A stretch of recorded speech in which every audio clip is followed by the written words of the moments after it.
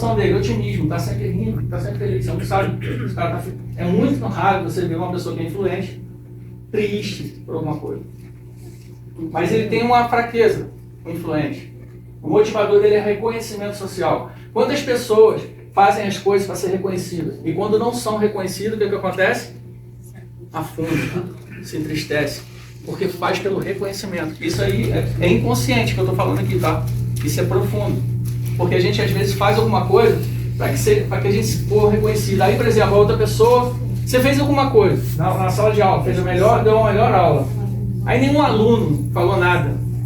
Inconsciente você acaba se entristecendo. Agora os estáveis. A palavra-chave do estável, previsibilidade. O estável ele precisa de quê? Previsibilidade e segurança. Ele quer sempre saber o como e o quando. Se ele não souber, ele fica perdido. Não gosta de mudanças. O dominante, o que faz o dominante fazer mais coisas assim? É o desafio. Ele gosta de ser desafiado. Se você quer... E aí, vocês vão entender depois, tudo isso que eu estou falando, nesse e-book eu falo bem explicado, para você lidar com uma criança dominante. Só para você ter uma ideia. Eu peguei um filho do amigo meu que tem 3 aninhos de idade. Ele é o único dominante na casa dele. Tem 3 anos apenas. Essa criança, o pai dele, chegou e comprou uma sandália nova. Só para você entender como é que funciona a mente de um dominante, uma criança dominante, tá? E ele estava com aquele chinelo velho lá, aquela sandália velha. Ele comprou uma nova e falou, filho, você vai botar uma sandália nova? Ele falou, não vou não. 3 aninhos. Eu não vou. A criança chorando e não tirava a sandália. E aí um dia ele falou comigo. Eu falei, cara, o que você vai fazer para ele? O dominante você tem que dar para ele. Ele tem que estar no comando, mas você que vai comandar. O que ele fez? Ele pegou assim, filho, olha só, tem essas 2 sandálias, qual que você quer? Deixou ele escolher. Aí ele escolheu. Aí na mente dele, quem está mandando? Ele. Olha só como é que uma criança de 3 anos resolveu o problema. E isso, por exemplo, às vezes você tem uma criança que não quer comer em casa e ela é dominante. Aí como é que você faz? Bate no moleque, tem que comer, isso. Mas quando você chega e pega um prato e fala assim, filho, você quer arroz ou quer feijão? Sempre dá uma opção para ele. Uma criança, ou seja, um adulto também. Se você der opção, ele vai estar na mente dele, ele que está mandando. Mas na realidade não importa, você quer que ele coma, não é? Uma criança influente. Como é que funciona uma criança influente ou um adulto influente? Cara, fala demais, pô. Você vê aquela criança que fala pra caramba, não para de falar, e você, fica quieto aí. É influente, cara. Ele fala, ele precisa falar, ele gosta de falar, ele gosta de tagarelar, né? E pra ela é certo. Olha que louco isso. E pra ela é certo aqui, porque ela ouviu dos próprios pais. Tipo assim, ó, tocou o telefone. Aí fala que eu não tô em casa não, pô. Essa criança assimila o quê?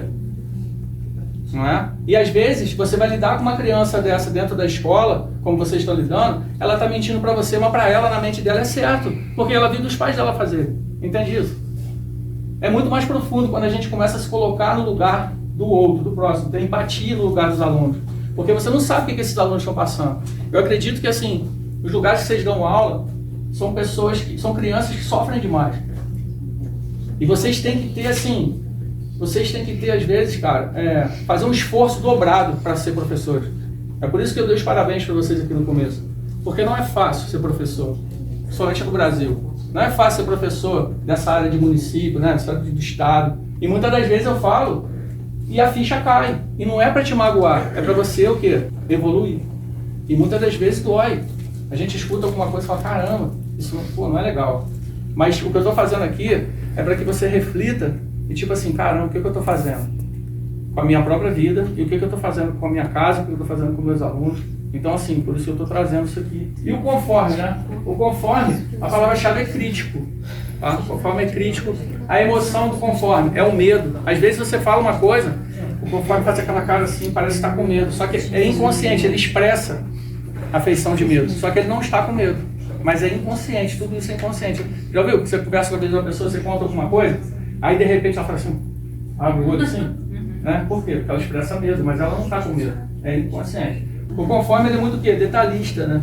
Tudo ele é muito detalhista e perfeccionista demais. E o que acontece com o conforme? Por exemplo, o conforme tem medo de aparecer, ele não gosta de aparecer muito. Ele se adapta à influência, se adapta à dominância, a gente pode se adaptar. Só o que acontece? Muitas das vezes a gente gasta uma energia excessiva, por isso que às vezes você chega em casa cansado demais.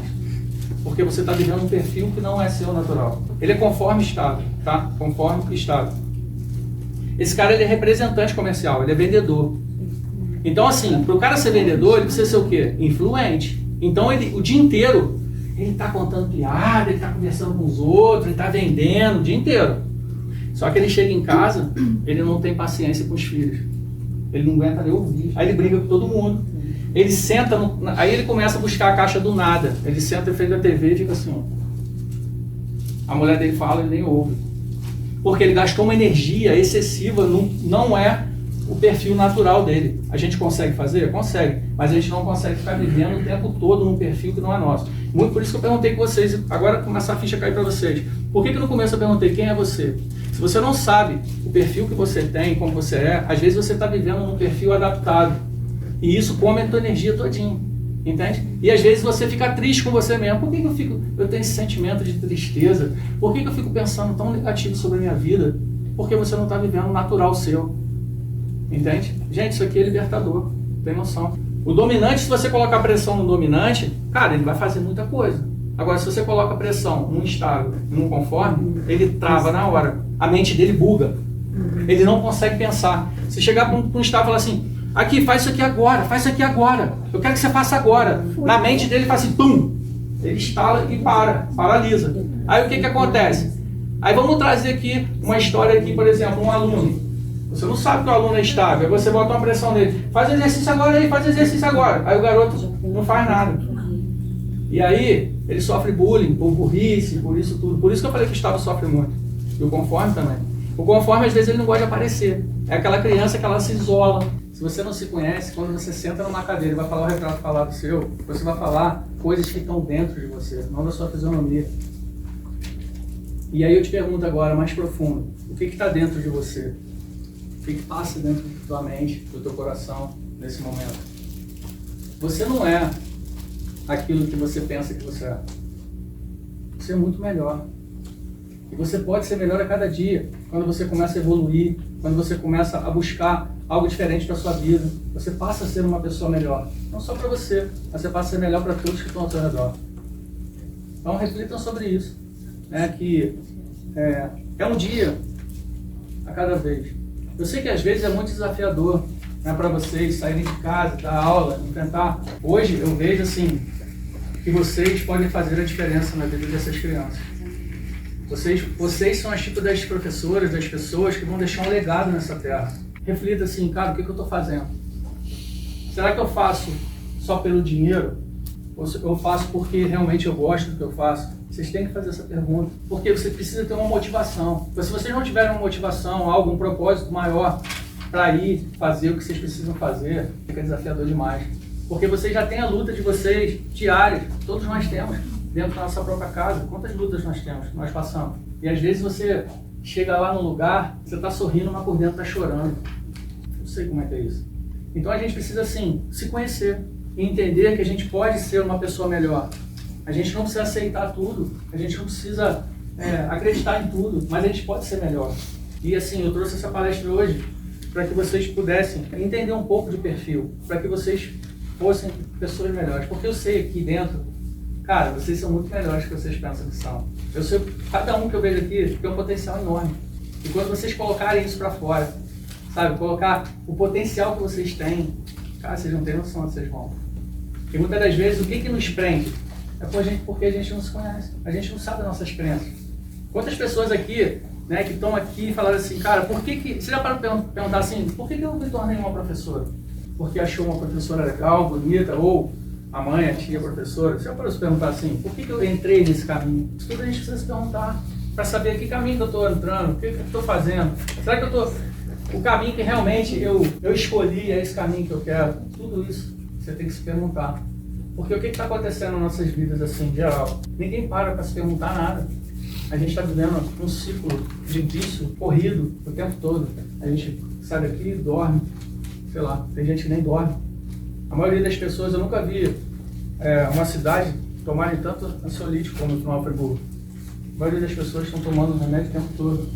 Só que quando você... O que eu estou trazendo para vocês aqui é libertador, gente. Quando você começa a se conhecer, caraca, eu teria que estar vivendo tomando remédio a vida inteira, eu não tomo nada. Porque eu passei a me conhecer. Você começa a trazer uma paz dentro de você. Quando você conhece a sua essência, você sabe quem realmente você é. Você parece para de quê? De se cobrar tanto, de se culpar tanto. E aí quando você entende que muitas das coisas que você faz, você age, cara, é inconsciente. A vida começa a se tornar mais leve, entende? A vida se torna mais leve que você, tipo assim, caramba, eu errei naquilo ali, beleza, vou lá consertar e tá tudo bem. Né? Não se culpar, de se cobrar tanto. Por causa desses perfis que nós temos, muitas das vezes a gente erra, mas não quer errar. Ninguém nasceu para errar, ninguém nasceu para dar errado. Todos nós nascemos para dar certo. Se você não valoriza o que você está fazendo, ninguém vai valorizar. Nunca esqueça disso que eu estou falando. Vocês precisam, às vezes, se valorizar. Porque muitas pessoas hoje aqui, como professores, são desvalorizadas demais. Mas quem valoriza e desvaloriza somos nós mesmos.